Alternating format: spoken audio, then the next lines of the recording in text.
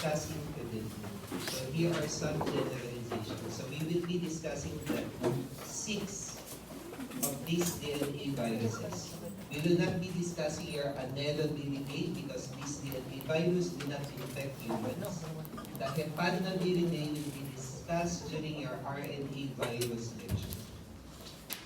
So for some generalizations, all DNA viruses are icosahedral in shape, except for your PAX-DNA. So it is only PAX-DNA that has a complex shape.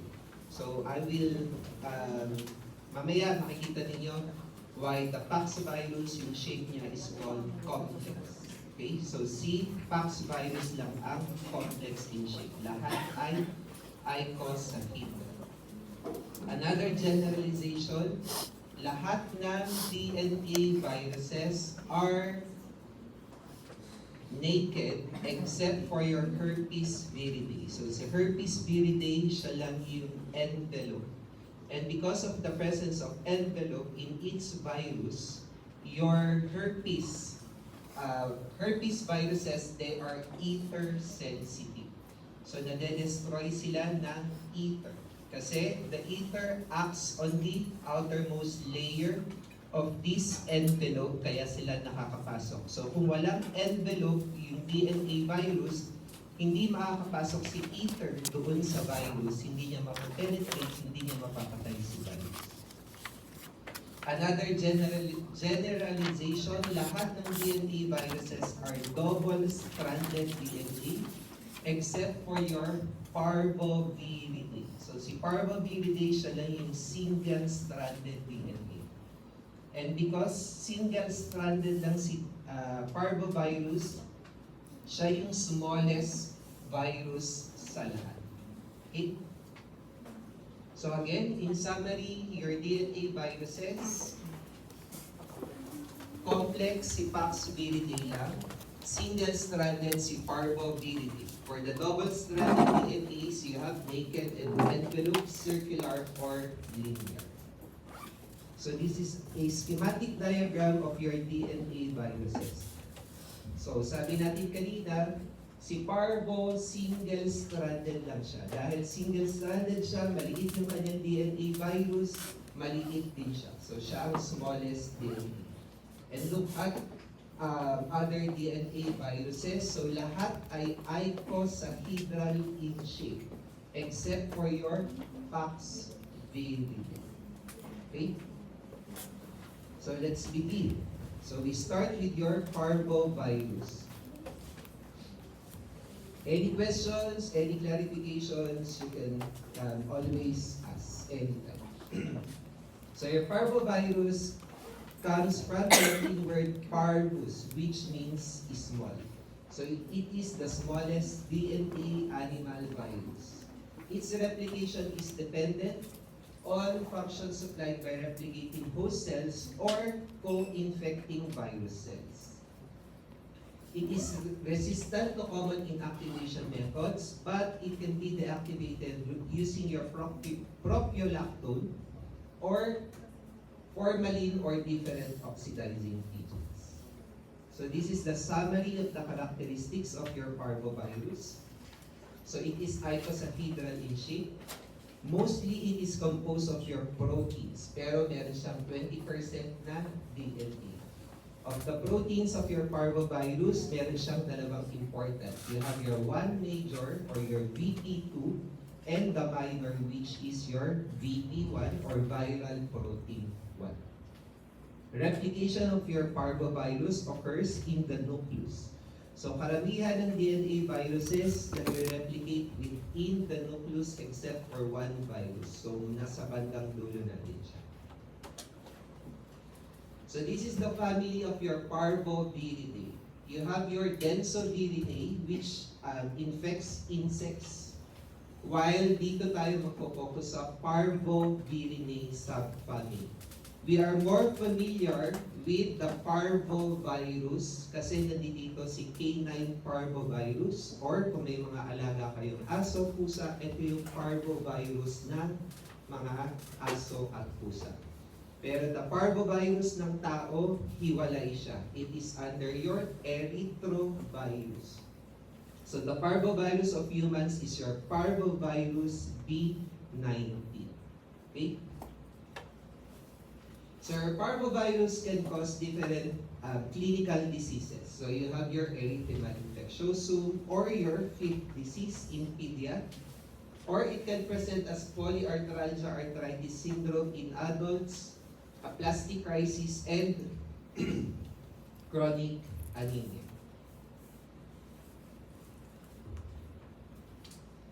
So your erythema infectiosum occurs in children. Most common manifestation will be a cutaneous rash. The erythema infectiosum can also affect adults, pero ang common na presentation will be your arthralgia arthritis, not a cutaneous rash. Transient aplastic crisis occurs in patients with underlying hemolytic diseases, and it will present as severe acute anemia. Your pure red cell aplasia happens in immune deficient individuals, and this will present with chronic anemia. And in newborns or big fetuses, mothers na na-infect ng parvovirus, the fetus can be infected and it will present with hydrops fetalis, causing fatal type of anemia. So, ano ang pathophysiology ng parvovirus? Usually, your parvovirus replicates in organs where there is RBC synthesis. So, most commonly, adult bone marrow, some blood cells, and the fetal liver. Kasi your parvovirus B19 has tropism for your pro-erythroblast or your pro-normoblast. So once na si parvovirus kumabit kay pro-erythroblast or pro-normoblast, this will become a giant pro-erythroblast, and sooner or later, it will apoptose. So kung si pro-normoblast pa lang, dito kay pro-normoblast, nasisira na siya, so onti yung napoproduce na RBC. Kaya most common manifestation of your parvovirus is anemia. Okay? Infection with parvovirus will produce IgM and IgG antibodies. Transmission via respiratory, parenteral, or vertical transmission from mother to fetus. So first disease, you have your erythema infectiosum or the fifth disease. This is the most common manifestation of your parvovirus B19. If I say most common manifestation, that's the if. Pag sinabi ko most common manifestation, all the DNA viruses, most commonly they are asymptomatic. Walang napoproduce na kahit anong sakit. Asymptomatic yung patient. Okay? So yung nakalagay dito na mga most common na manifestation if the patient is symptomatic. Okay? So huwag kayong malilito sa exam. Kapag tinanong ko, most common manifestation of DNA virus, asymptomatic. Pero pag ang question, most common symptomatic manifestation of DNA virus, that's your erythema infections. Okay? So it appears a slack cheek appearance accompanied by fever and mild constitutional symptoms. So pwedeng non-specific signs and symptoms lang.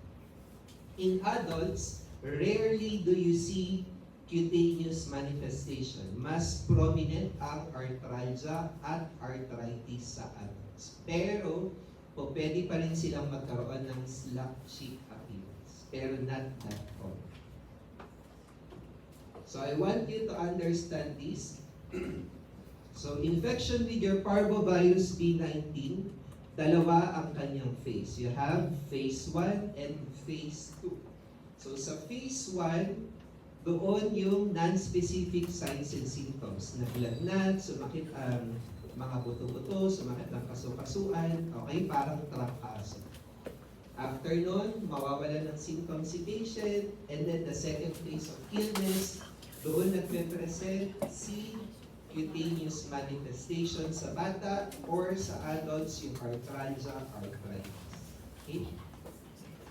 During the first phase of illness, doon bumababa si reticulocytes and si hemoglobin. Pero remember dito, asymptomatic pa si patient. Wala pa siya kahit anong manifestation except for the non-specific signs and symptoms. During the second stage of illness, kung saan nagre-recover na si reticulocytes and si hemoglobin, doon magmamanifest ang anemia. Okay? Gets? Hindi ibig sabihin na dahil sa first phase, bumaba si reticulocytes o si hemoglobin, doon magkakaroon ng anemia sa patient. The anemia happens on the second phase of illness kung saan nagre-recover si reticulocytes and si hemoglobin.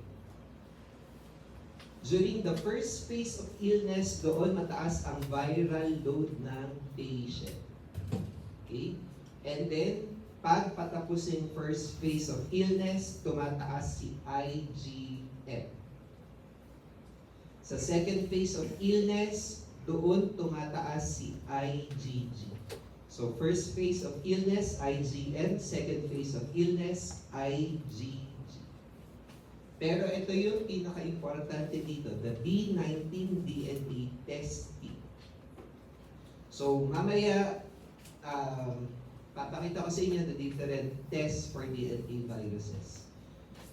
So for your parvovirus B19, you can use your PCR or dot blood. So look at this. Your dot blood will only be positive for B19 DNA during the first few days kung kailan nagkasakit si patient. During the second phase of illness, kung saan doon may manifestation si patient, negative na si dot blood for B19 DNA. Pero if you're going to use the PCR for B19 DNA, it will be positive from the first phase hanggang makarecover si patient. Okay? So the dot blood is useful only during the first few days of infection kung saan non-specific signs and symptoms. While your PCR will be useful from the time na na-infect si patient hanggang sa lumalim. So, inunahan ko yung slides. Next, manifestation. You have your transient aplastic crisis. So your transient aplastic crisis happens in patients with underlying hemolytic diseases. Halimbawa, may sickle cell disease yung patient, may mga hemoglobinopathies yung patient, tapos na-infection ng parvovirus. So magkakaroon siya ng transient transient aplastic crisis. Bakit nangyayari? So kung ang patient meron ng underlying hemolytic anemia, baseline niya, nagkakaroon na siya ng hemolysis, nagkakaroon na siya ng anemia. Tapos magkakaroon pa siya ng parvovirus B19 infection, which most commonly infects your RBC. So lalong bababa yung hemoglobin ni patient. Kaya siya nagkakaroon ng transient aplastic crisis. Pero when we say transient, panandalian lang siya. It will resolve spontaneously. In immunodeficient individuals, alam natin, if the patient is on chemotherapy or HIV positive, they are not able to elicit an immune response. So that pag nagkaroon sila ng B19 infection, hindi nila matatanggal si parvo or hindi nila makiklear sa system si parvovirus. So there will be persistent parvovirus infection.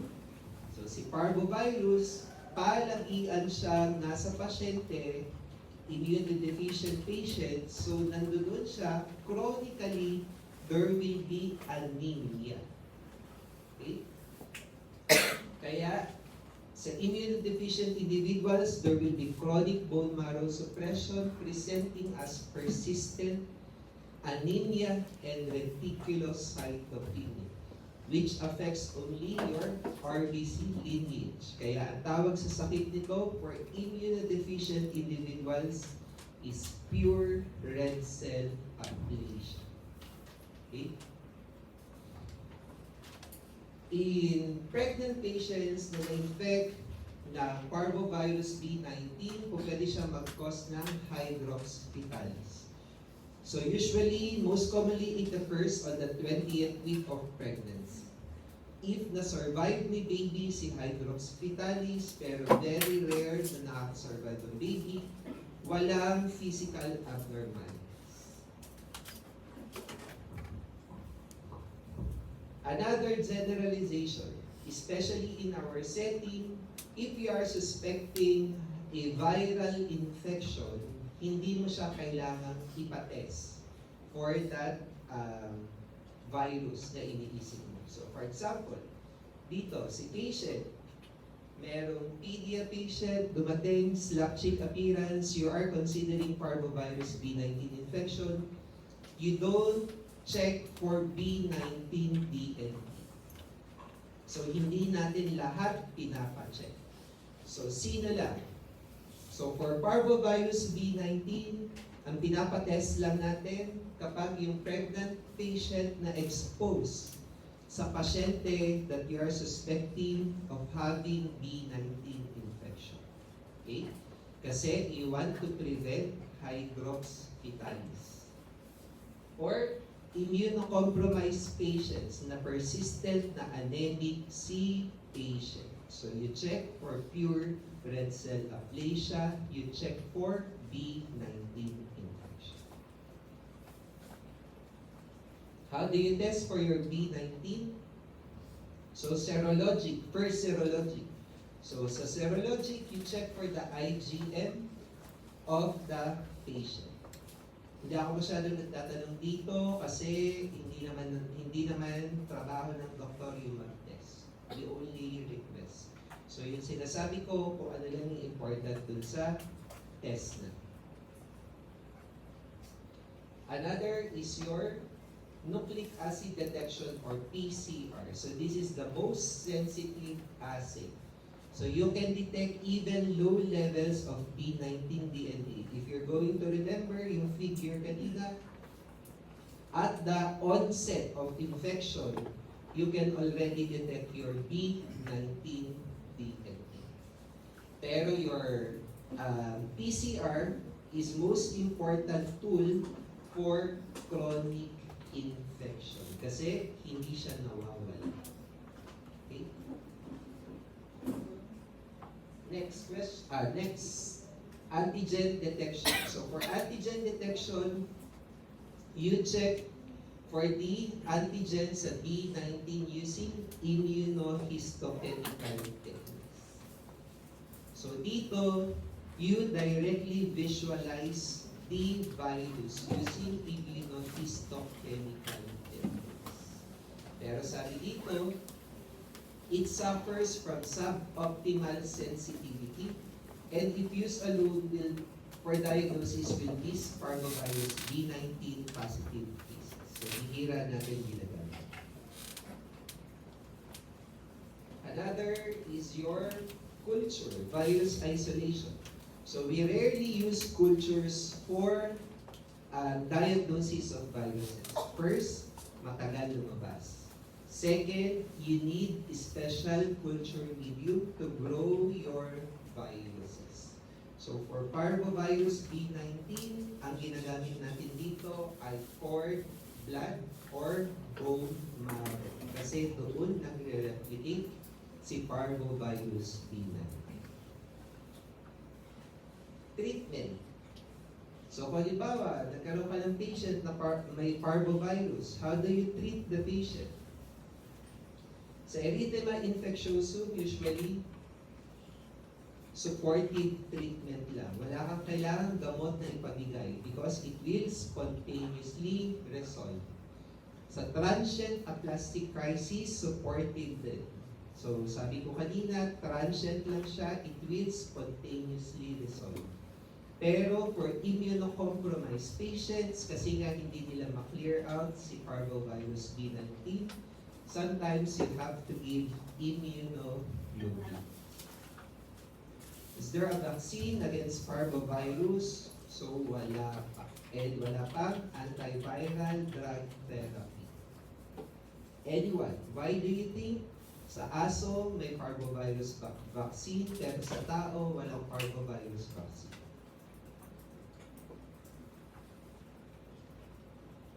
Anyone?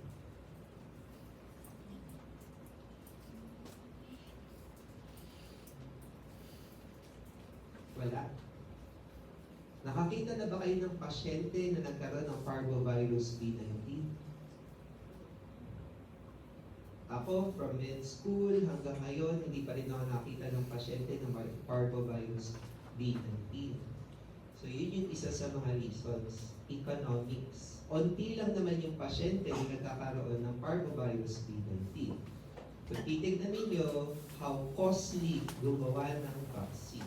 So gagastos ka ng trillions of dollars to develop a vaccine na unting tao lang yung nai-infect. So hindi sila kikita. Okay? That's one reason. Another reason, mabilis mag-replicate si B19. So nagkakaroon agad ng resistance. Second of the 6 viruses, your adenovirus. Question kay parvovirus. So your adenovirus, your adenoviridae has 5 families.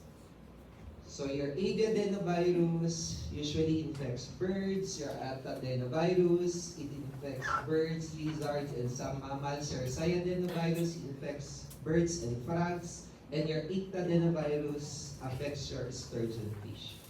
So we will focus on your mastadenovirus because this adenovirus infects the mammals. So your adenovirus can cause problems sa eyes, respiratory system, GI tract, and genitourinary tract system. So katulad ng sinabi ko kanina kay parvovirus, many infections are subclinical or asymptomatic or do not produce any disease.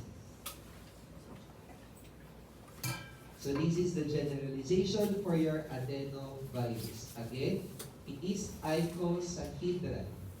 Majority, it is protein, pero meron din siya DNA. It is a double-stranded DNA because the only single-stranded DNA is your parvo. Sa protein structure niya, mamaya papakita ko sa inyo, important antigens will be your hexon, penton base, and your fiber. Replication occurs in the nucleus. So this is the structure of your adenovirus. So siya lang yung may mga projections. Okay? So first important projection is your fiber. So your fiber is a type-specific antigen that is important in serotyping. So iba-ibang adenoviruses, iba-ibang fiber. Kaya meron tayo mamaya different serotypes of your adenoviruses. It is also associated with the heme agglutinating activity of your adenovirus. Another important is your penton base. So your penton base carries a toxin-like activity that causes the cytopathic effect of your adenovirus. So the effect on the cells of your adenovirus is because of this penton base. So these are the different classifications of your adenoviruses. So it is classified from A to G. Okay? You don't have to memorize kung ano yung mga serotypes sa different groups. Okay? Pero ang pinakamadaling tandaan lang dito will be your 40, 41, or F group. Kasi sila yung tinatawag na GI, gastrointestinal adenoviruses. All adenoviruses are able to transform cells because of its cytopathic effects. Okay? And lahat sila ay pwedeng mag-cause ng tumor growth. So they are proven to produce tumors sa rats. Pero sa animals, sa humans, wala pang proven na nagka-cancer because of your adenovirus. Most importantly, dito sa adenoviruses, si Group A ang pinakamataas na tumorigenicity. Siya yung pinakamataas mag-cause or mag-produce ng tumors. Because siya yung pinakamababang GC, guanine cytosine content. So, the lower the guanine cytosine content sa virus, mas unstable siya. So, mas nagpo-produce sila ng cancer or tumors. So this is the replication of your adenovirus. So you have your early events. This holds true for all the viruses. So pag nakarinig kayo or nakakita kayo ng early events, pare-pareho lang sila. Early and late events. So sa early events, it introduces the host cell to enter the S phase of the cell cycle or the synthesis. Okay, early events, ang nangyayari dyan, it synthesizes viral gene products necessary for the replication process. So lahat ng mga kinakailangan ni virus para makapag-replicate na po-produce sa early phase or early events. After, you have your DNA replication. So majority of your DNA viruses nagre-replicate sa nucleus except for one, sa cytoplasm siya. So alam niyo naman yung nangyayari during DNA replication. Okay?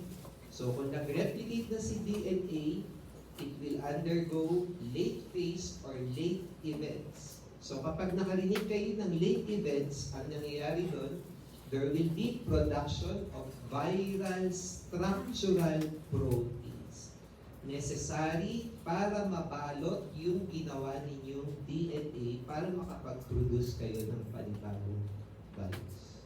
Okay? So kapag nakarinig kayo ng early events, ibig sabihin nun, production of all materials needed for DNA replication. Kapag late events, production of viral structural proteins. For the life cycle of your adenovirus, pare-pareho lang din ang life cycle ng lahat ng viruses. Okay? Hindi nyo kailangan alamin to. Hindi ako nagtatanong tungkol dito. So, ang una nangyayari, the virus will bind doon sa receptor ng cell. And then, it will be uptake intracellularly. And then, it will be formed. It will form an endosome. And then, mare-release si virus doon sa endosome. Then, papasok kung sa nucleus, nagre-replicate, papasok siya sa nucleus. And then, dito na nangyayari si early phase, DNA replication, and then si late phase. So, once na nakapag-produce na ng materials during the late events, magpo-produce ka ng panibagong virus, and then malalabas na siya sa cell. So, ganun lang ang life cycle ng lahat ng DNA virus. Your adenovirus will produce proteins that will help them survive the immune system of the infected host. So, first of this is your VA-RNA or viral antigen RNA. So your VNA RNA prevents activation of an interferon inducible kinase that phosphorylates and inactivates eukaryotic initiation factor. Another is your E3 region protein. So si E3 region protein, ang role naman niya, it inhibits cytolysis of the infected host cells. Kasi usually, kapag merong foreign body doon sa loob ng cell, ang ginagawa ng cell is it will self-destruct. So, ang ginagawa ni E3 region protein, piniprevent niya yung self-destruction ng infected cell para mabuhay sila. Your E3 GP19 kilodalton protein blocks movements of your major histocompatibility class 1 antigen. And lastly, you have your E3 encoded proteins. It blocks the cytolysis from your tumor necrosis factor alpha. Adenoviruses, the most common will be your 17352 and 4041. Mode of transmission, pwedeng direct contact, fecal-oral route, fomites, airborne, or respiratory droplets. For the serotypes 1 to 7, most commonly it causes acute febrile pharyngitis in children. Your 3, 7, 14 causes pharyngoconjunctival fever, 8, 19, 37, epidemic keratoconjunctivitis, and so on. It is only your 40 and 41 that produces diarrhea. Kaya sabi ko kanina, si serotype F or your 40, 41, you have to remember, sila kasi si GI adenoviruses, sila yung nagpo-produce ng diarrhea. So majority replicate in intestinal epithelium after ingestion. Pero majority of them do not produce any GI diseases. Okay? Manifestation, pwedeng ay, sabi natin kanina, genitourinary, respiratory, or GI tract. Group C viruses persist as latent infections for years in adenoids and tonsils. And they are shared in feces for many months after the initial infection. So anong ibig sabihin lang nito? Pag nagkaroon ka na adenovirus infection, pwede kang walang nararamdaman. Kasi majority of infections are asymptomatic. Pero these adenoviruses nandoon sa adenoids and tonsils ninyo. And if there is adenovirus, you are shedding or naidudumi nyo yung virus. Okay? Kaya kahit wala kang nararamdaman, if you are living na merong baby, or meron kayong immunodeficient patient, tapos hindi maganda yung hand washing techniques ninyo, pwede nyo silang mahawa ng adenovirus. Okay? Adenoviruses 1 to 7 are the most common type. So sabi, a single serotype may cause different clinical diseases. And conversely, more than one type may cause the same clinical illness. So ano naman ibig sabihin nito? Kanina meron akong table na pinakita. Halimbawa, for the pharyngoconjunctival fever, ito. So sabi ko kanina, si 1 to 7 causes your acute febrile pharyngitis. Ibig sabihin nun, most commonly, your 1 to 7 will cause your acute febrile pharyngitis. Pero lahat ng serotypes ng adenovirus can cause acute febrile pharyngitis. Gets ba? Nakalagay dito, 3, 7, 14 pharyngoconjunctival fever. Ibig sabihin, ng statement kanina, your 3, 7, 14, siya lang yung most commonly na nagkakos ng pharyngoconjunctival fever.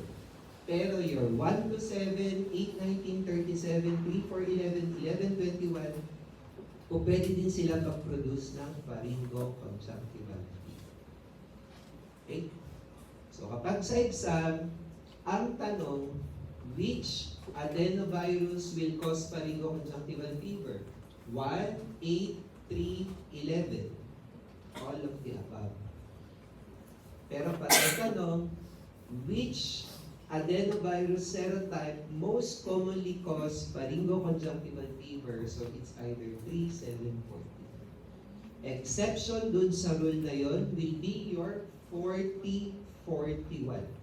Kasi yung 40, 41, ang pinuproduce lang niya ay GI symptoms. So it will never produce pharyngitis, pharyngoconjunctival fever, conjunctivitis, or hemorrhagic cystitis.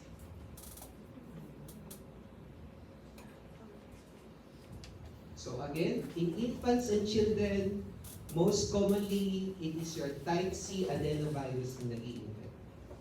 Sa adolescents and adults, 3, 4, 7. There was a time in US na nagkaroon ng outbreak ng acute respiratory distress syndrome in militaries, and it is caused by your serotypes 4, 7.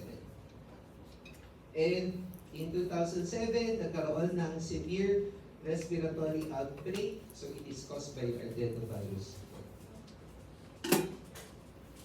Pharyngoconjunctival fever, so most commonly it is caused by serotypes 3 and 7.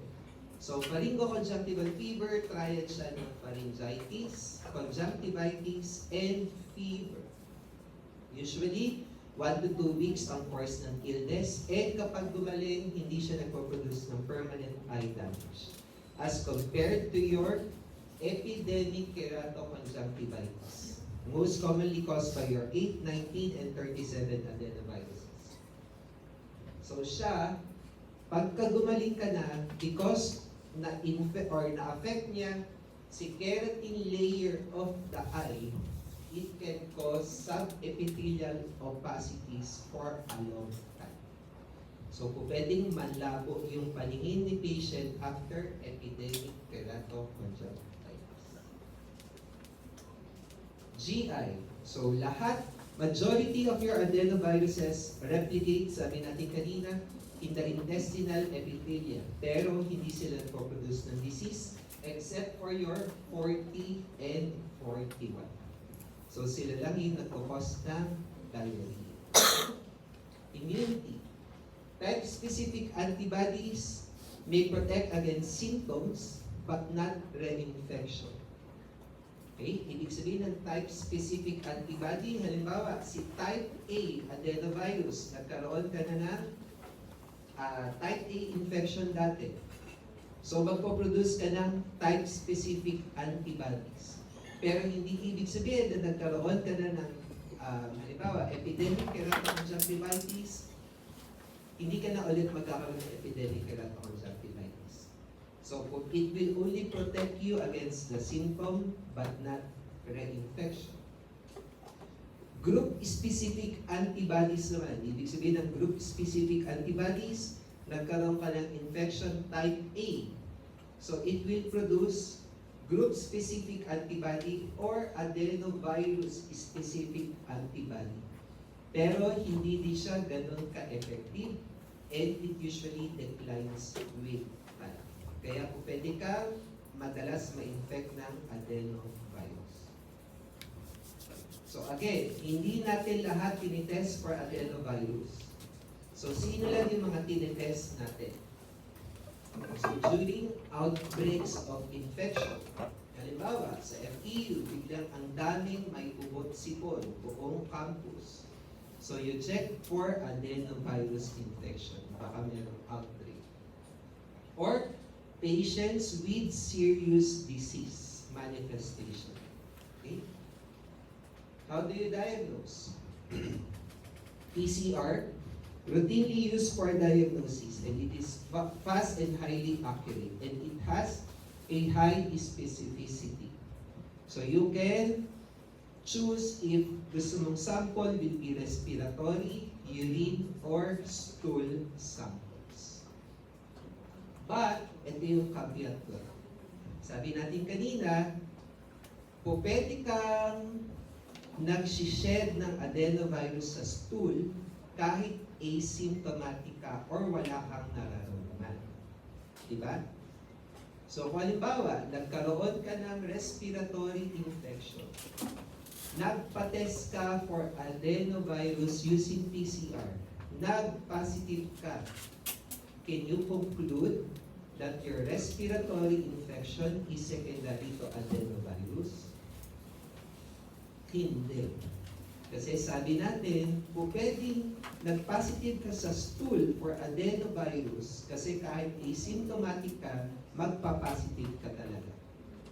Kaya rarely do we use this test to diagnose infections. Kasi majority of viral infections are asymptomatic.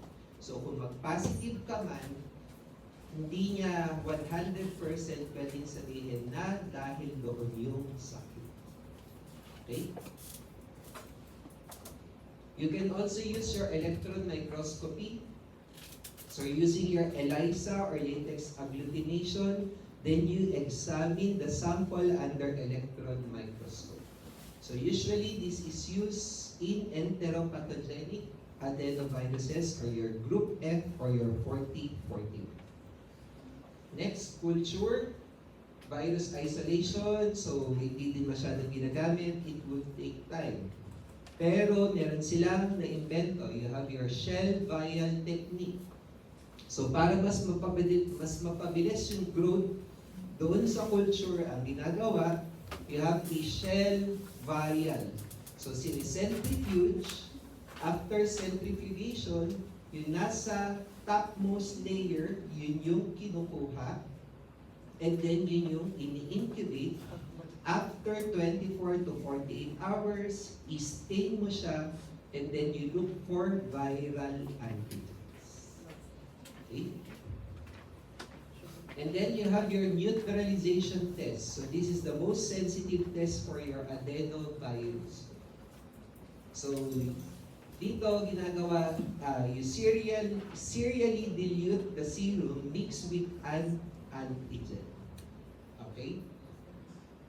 So, dapat ma-neutralize. Kaya siya neutralization test. Ang premise nito is, if positive sa adenovirus yung patient, meron siyang antibody na dapat mag-neutralize doon sa test ninyo. Okay?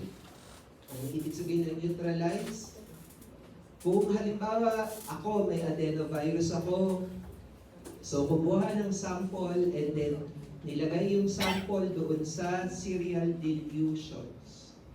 Kung meron akong antibody, walang mag-grow doon sa serial dilution.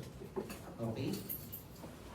Pero kung wala akong antibody, there will be growth doon sa serial dilutions. So, a positive result dito sa neutralization test is no growth.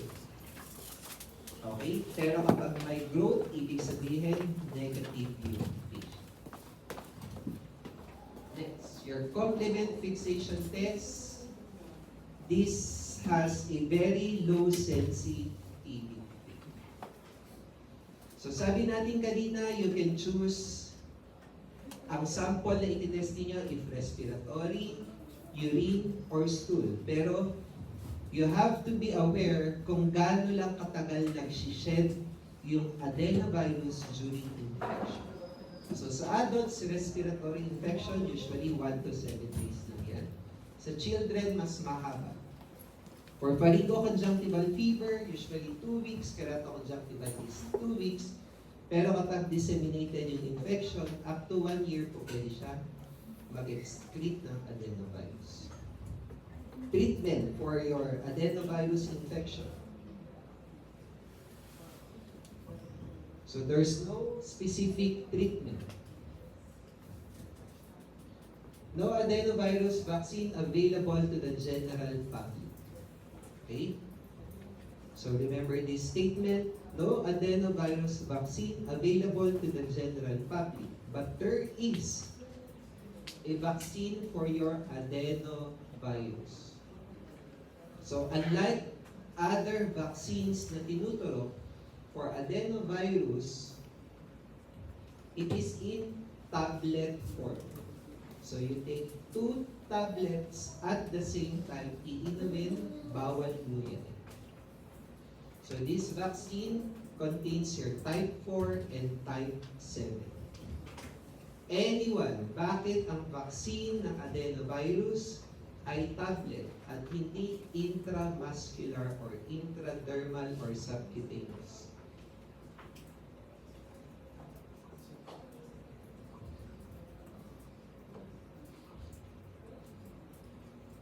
Anyone?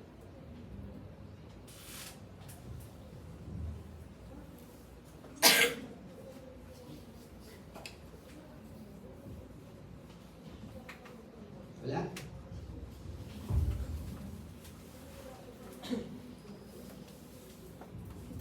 Wala? Ano tutulog yung lahat? Sabi ko, most commonly, alam natin ang mga bakuna, di ba? Tinuturo. Pero the adenovirus vaccine, tablet siya, iniinom. Why do you think tablets adenovirus?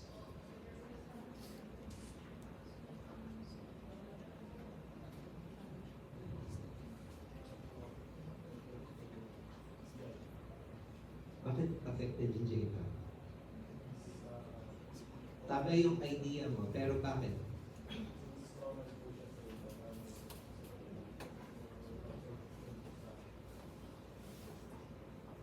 Sige pa. Tama. Pero may nahanap lang akong word. Ano ngayon? Bakit kailangan siyang dumaan sa GI tract?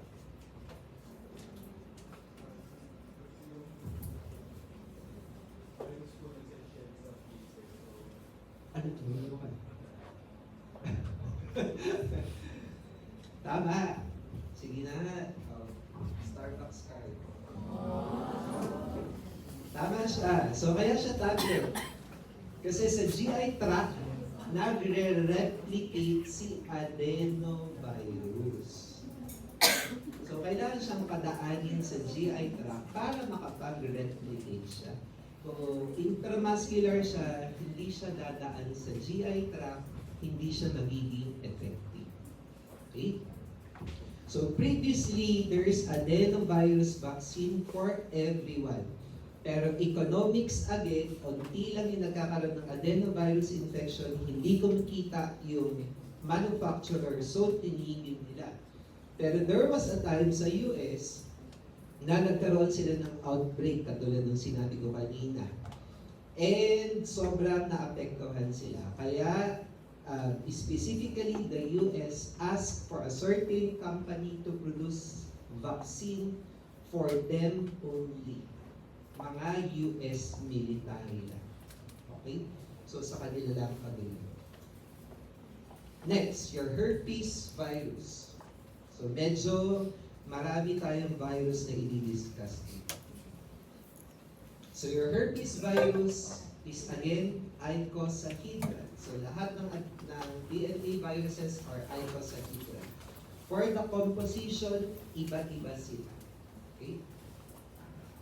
It is a double-stranded DNA. And replication again occurs in the nucleus. So this is the group of your herpes virus. So it is group alpha, beta, or gamma based on their growth cycle and their cytopathology. So your group A, it is short cytolytic. Short ang growth cycle, ang effect niya cytolytic. And it will include your herpes simplex and your varicella. Okay? So most commonly known natin herpes simplex and varicella, pero the official name for your herpes simplex type 1 is HHV1, human herpes virus 1. For your varicella or chickenpox, HHV3. Another group is your beta. So sa beta, long yung growth cycle nila. And yung effect can be cytomegalic or lymphoproliferative. Cytomegalic, pinapalaki niya yung cell, or lymphoproliferative, nagkakaroon siya ng mas dumadami yung lymphoid tissue. So, sa name pa lang, cytomegalic, pinapalaki niya yung cell. So, yung group doon will be your cytomegalovirus. For the lymphoproliferative, you have your human herpes virus 6 and 7. And the last group, you have your gamma. So, variable ang growth cycle niya. And the effect sa cell, lymphoproliferative. So, it includes your EBV, Epstein-Barr virus, and your Kaposi sarcoma-associated herpes virus. Life cycle, parang kay adenovirus. So si virus mag-a-attach doon sa receptor sa cell, papasok siya sa loob, endosome, lalabas si virus doon sa endosome, and then si virus pupunta sa nucleus, early events, DNA replication, late events, and then assembly, and then release of the virions. Let's start with your herpes simplex virus. So, dalawa si herpes simplex virus. You have your type 1 and type 2. Walang known reservoir si herpes simplex virus. Site of latency for the herpes 1, trigeminal ganglia. For 2, you have your sacral ganglia. Primary infection, usually C1 sa mga bata, C2 sa adults. And transmission, C1, usually contact, C2, sexual. Infection with herpes simplex virus, sabi natin kanina, cytopathic yung effect niya. Okay? So bakit nagkakaroon ng cytopathic effect? So it is due to the necrosis of the infected cells together with the inflammatory response. And since your herpes simplex and your varicella both belong to the alpha group, the lesions resemble each other. So parehong lesion ni herpes simplex at ni varicella. So microscopically, you can see your 3M kay herpes simplex. Ano itong 3M na to? You have your multinucleated giant cells, margination of chromatin, and the molding of nucleus. So yan yung hinahanap natin. Pero dahil pareho si herpes simplex at si varicella, hindi mo po pwedeng gamitin to para sabihin mo na herpes simplex yung lesion. Kasi magkapareho lang sila. Okay? So paano nagkakaroon ng herpes simplex? So usually, the virus enters via broken skin or mucosal surfaces. So kahit mga scratches lang, pwedeng pumasok sa herpes virus. Okay? And then it will establish primary infection within the host. So the primary infection, usually they are asymptomatic.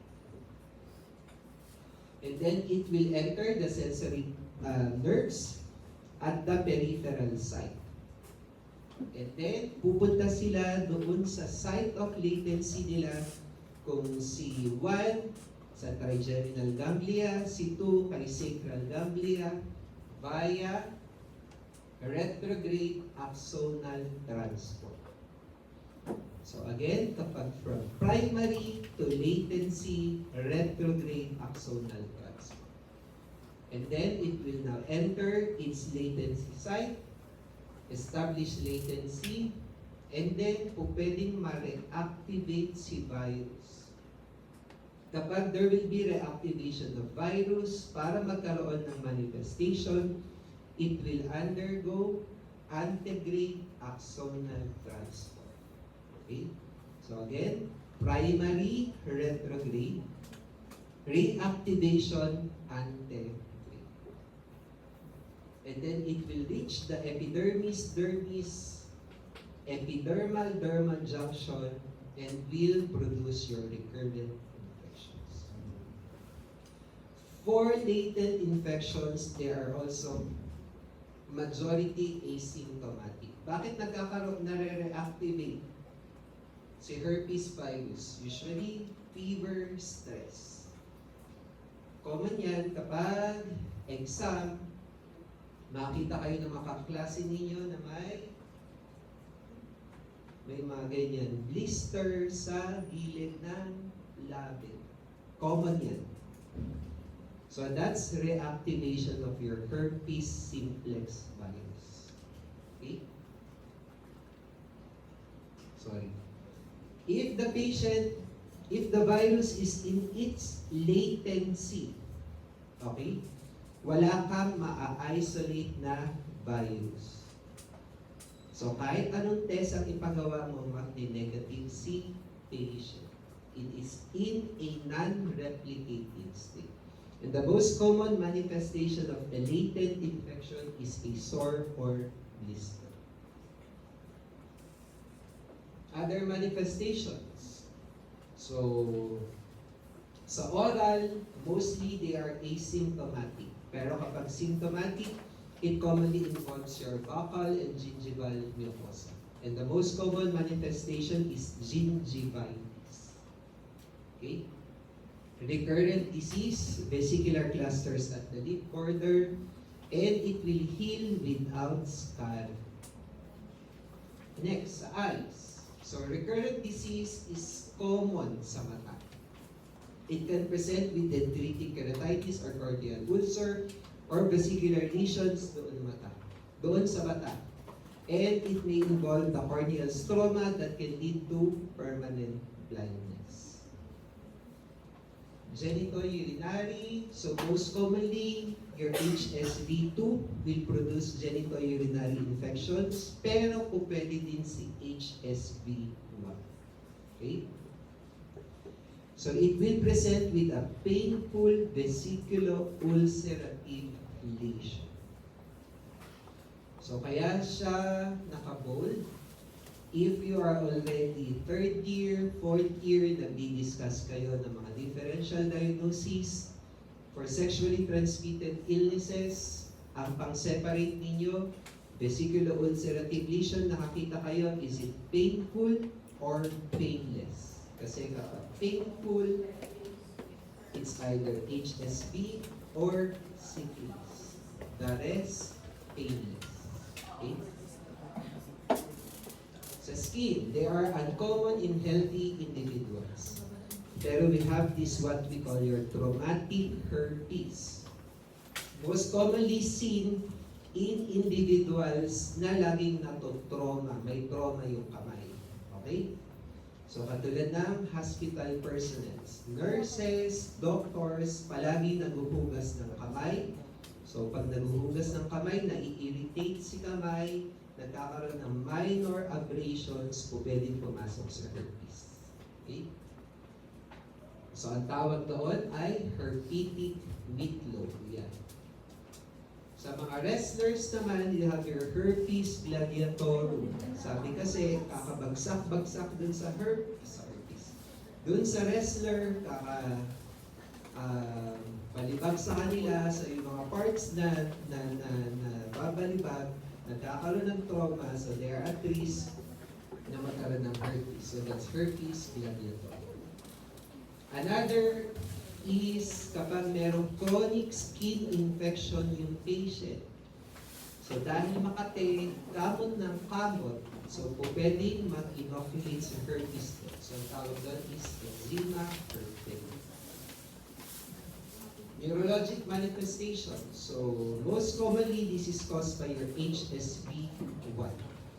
And is the most common cause of sporadic fatal encephalitis in the US. Kapag na-survive niya, there will be residual neurologic symptoms. 50% are caused by primary infection and 50% caused by recurrent disease. Newborns. 75% of cases sa newborns is because of your HSV2. Kasi si HSV2 ay genitourinary tract. So doon dumadaan si baby, kaya kapag na-infect si baby, yun ay dahil sa HSV. Pero almost always, they are asymptomatic. Okay? Kung magkaroon man ng symptoms si baby, pwedeng magkaroon siya ng skin, eye, and mouth lesions, encephalitis, or even disseminated disease.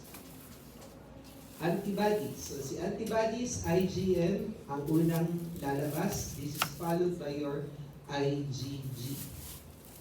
And it will persist over time.